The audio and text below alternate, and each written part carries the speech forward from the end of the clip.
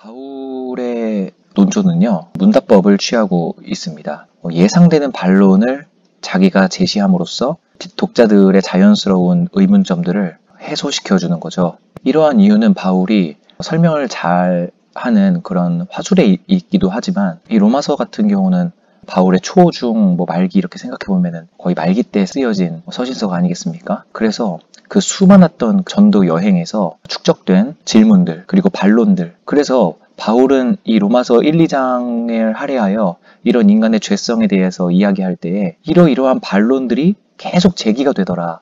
이런 질문들을 많이 받았던 거죠.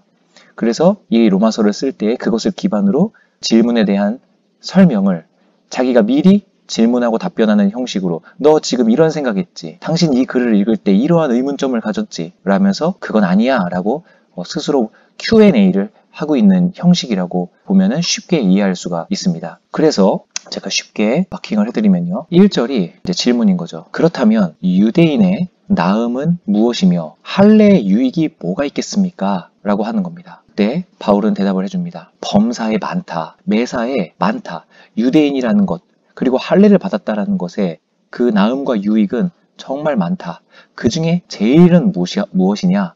바로 그 유대인들은 하나님의 말씀을 맡았던 민족들인 거다. 이것만큼 큰 그 나음이 무엇이 있겠느냐? 자, 그럴 때 또 질문을 합니다. 어떤 자들이 그럼 믿지 않는다면, 그럼 이 말씀을 맡았음에도 불구하고 이 말씀을 믿지 않는다면, 그럼 그거는 소용없는 것 아닙니까? 믿지 않는데 어떻게 말씀을 맡은 것이 유익하다고 말할 수가 있겠습니까? 라고 말을 한다는 거예요. 그때 답변을 해주는 겁니다. 믿지 아니함이 요거죠. 믿지 아니함이 하나님의 그 믿을만 하심, 하나님의 그 신실함, 바로 언약에 대한 신실함이죠. 그 하나님의 언약에 대한 신실함을 어떻게 패할 수가 있겠느냐? 절대 그럴 수 없다. 여기에서 할지어다 라는 말, 이 부분이요, 사람은 다 거짓되되 오직 하나님은 참되십니다 라고 너희들이 심판 때 인정할 수밖에 없을 거다. 굳이 심판대가 아니어도 됩니다. 진정으로 하나님을 아는 자들은 사람은 거짓된 거고 하나님이 참되신 거다라고 말할 거다. 네가 진정 말씀을 아는 자라면 이렇게 말할 것이다 라고 말을 하는 거예요. 하나님의 믿부심이 패해져서가 아니라, 만약에 믿지 않는다면 그 믿지 아니함은 사람이 거짓되기 때문이지 하나님이 믿부심을 패하셨기 때문이 아니다 라고 말을 한다는 거예요. 그걸 너희들도 그렇게 말할 거다, 인정할 수밖에 없을 거다 라고 말하는 겁니다. 왜 제가 심판대라고 했냐면요, 여기에 근거를 두고 있습니다. 기록된 바, 여기에서 이 기록된 바는 시편 51편 4절 말씀에서 인용한 부분 때문이거든요. 이 시편 51편은 아주 유명한 구절이죠. 그 찬양으로도 아주 많이 불려지고 있는 부분인데요. 이 부분을 개역개정으로 읽어보면 조금은 어려울 수가 있습니다. 옛날 100년도 전에 번역된 것이기 때문에 어려울 수가 있어요. 그런데 참으로 다행스럽게도 쉬운 성경이라든지 우리말 성경을 읽어보면은 조금 더 의역이 되어서 잘 이해될 수 있는 것입니다. 제가 한번 이 시편 51편 4절을 쉬운 성경으로 한번 읽어드려 볼 건데요. 내가 주께 죄를 지어 주께서 보시기에 악한 짓을 했습니다. 여기서 악한 짓은요, 우리아의 아내 밧세바를 범했을 때의 그 악한 짓을 이야기하는 겁니다. 절절하게 회개하는 시이죠. 그러므로 주께서 내게 뭐라고 하셔도 주의 말씀이 옳으며 주께서 내리신 판단이 바릅니다. 이렇게 쉬운 성경은 나옵니다. 자, 여기서의 판단이라는 말이 나오죠. 이 주의 판단은 언제 이루어진다고 앞서 말씀드렸었죠? 이 하나님께서 내리시는 판단은 우리를 바라보시는 그 오래 참으심이 끝나시는 최후의 심판, 최후의 판단대, 우리들의 심판대, 주님께서는 우리들의 죄를 판단하실 겁니다. 그래서 이 판단받으실 때라는 이 말이 심판대, 우리를 판단하실 때라고 해석을 하는 거고요. 그것은 옳으십니다. 하나님의 판단은 옳으십니다. 하나님의 믿부심이 영원하시기 때문에 우리들을 판단하실 때에는 주의 말씀에 의롭다함을 얻으시고 이기려 하십니다. 이렇게 고백을 하는 겁니다. 바울도 내가 주님 보시기에 악한 짓을 저질렀습니다. 그러나 주께서 내게 뭐라고 하셔도 주의 말씀은 무조건 옳으시고 주님께서 내리신 판단은 무조건 바른 판단이십니다. 라는 게 시편 51편 4절의 내용인 거예요. 이 성경 구절, 이 시편의 구약의 말씀을 너희 유대인들은 너희 이 질문을 하는 어떤 자들이 믿지 아니하였으면 하나님의 미쁘심이 패하여지는 거 아닙니까? 어떻게 할 겁니까? 라는 그 질문에 바울은 아니다. 하나님께서 우리들이 믿지 아니한 것을 판단하신다면 그 판단은 무조건 옳은 거다. 바로 성경 말씀에 이와 같이 적혀 있는 거다. 라고 답변을 해주는 거예요. 무둔한 질문을 말씀을 통하여 답변을 하는 지혜를 보여주는 거죠. 분명히 세상적인 지혜로 답변을 하지 않습니다. 자, 또 이제 여기에서 또 질문을 합니다. 그렇다면 우리의 불의가 하나님의 의를 드러나게 한다면, 돋보이게 한다면 우리의 불의함이 하나님의 의로우심을 좀 더 돋보이게 하는 거라면 그거 잘못된 거 아니지 않습니까? 이렇게 말을 하는 거예요. 질문이에요. 그때 바울의 답변입니다. 내가 너희들이 말하는 대로, 이건요, 너희들이 알고 있는 그 상식에 기반하여 말해보겠다. 자, 이 상식에 기반한다라는 것은 이제 하나님을 알고 있는 그 배경 지식, 그 상식을 이야기하는 거죠. 결코 그렇지 아니라 만약에 그러하다면, 그러니까 불의가 하나님의 의를 좀 더 돋보이게 하는 거라면 하나님께서는 어찌 세상을 심판하시리요? 이 말은요, 이렇게 의역하면 해석이 편합니다. 하나님께서 그 누구를 심판할 수 있으리요? 좀 더 갖겠습니다.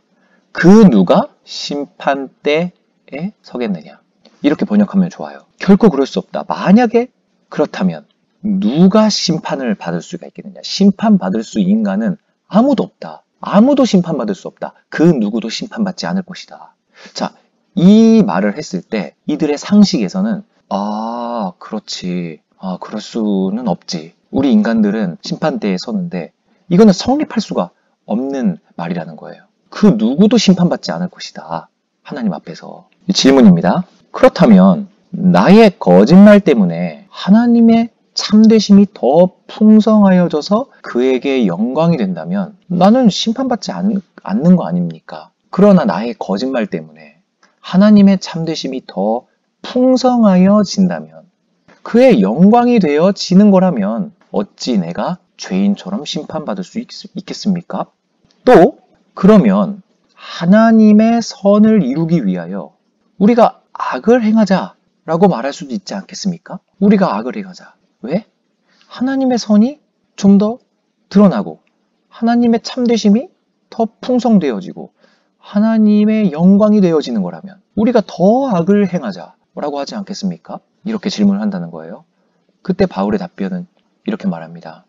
그래, 어떤 이들이 우리를 이렇게 지금 여기 나오는 이러한 질문으로 우리를 비방하기도 하더라.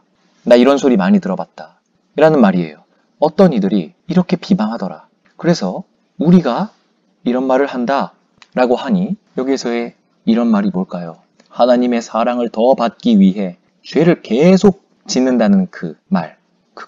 그들은 그런 태도야말로 정죄받는 것이 마땅하다. 이렇게 말을 하는 거예요.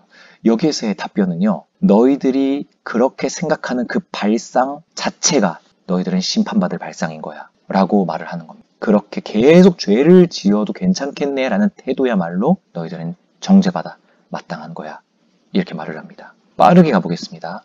이게 굉장히 어려운 부분이에요. 혼자 해석하기가. 자, 약간의 좀 속도를 높이겠습니다. 그렇다면 유대인이 낳은 점과 할례에 낳은 점은 뭔가요? 많지. 하나님의 말씀을 맡았다는 것 자체가 굉장한 유익 아닙니까? 그럼 그 하나님의 말씀을 맡았음에도 불구하고 안 믿는다면 그거 하나님의 약속이 쓸모없어진 게 아닙니까? 언약이 있어도 믿지 않으면 그 언약은 무용지물 아닙니까? 그럴 수 없다. 믿지 아니한 사람의 거짓됨 때문인 거지 하나님의 미쁘심에 영향을 끼치는 게 아니다. 왜냐하면 성경에 이미 기록되어 있지 않느냐. 주께서 하시는 판단은 항상 의롭고 옳은 것이라고 성경에 기록되어 있지 않느냐. 그렇지만 우리의 이 불의함이 하나님의 의를 더 돋보이게 하는 거라면 어떻게 말할 수 있겠습니까? 내가 너희들의 상식에 기반하여 내가 답변을 해줘보겠다. 자, 대답해봐라. 진노를 내리시는 신은 불의할 수가 있겠냐? 만약에 신이 불의하다면 그럼 그 누가 심판을 받겠냐? 아무도 심판받을 수 없을 거다. 그렇죠. 그럴 수는 없죠. 좋습니다. 그러나 우리의 거짓말로, 나의 거짓말로 하나님의 참되심이 더 풍성하여진다면, 영광이 되어지는 거라면 그래도 저는 심판을 받는다는 것이 부당한 거 아닙니까? 또 하나님의 선을 이루기 위하여 우리가 악을 행하는 것이 더 하나님께 유익이 되는 것 아닙니까? 야, 이 녀석들아, 나 이런 비방들 많이 받아봤다. 하지만 이러한 비방들 자체, 이러한 생각 자체가 정죄받아 마땅하다. 이렇게 1절부터 8절까지 바울의 자체적인 그 문답법이 나오게 되는 겁니다. 실제로 바울은 사도행전에서도 아테네 사람들에게 복음을 전할 때에 그들이 했을 법한 예상되는 질문들을 자기가 먼저 말하고 답변해주는 형태를 취하는 화법을 우리가 사도행전을 통해서 본 적이 있습니다. 그 화법이 친절하게도 여기에서도 나온다는 것이에요. 자, 이제 바울은 클라이막스로 이제 가는 것입니다. 다 죄 아래 있다.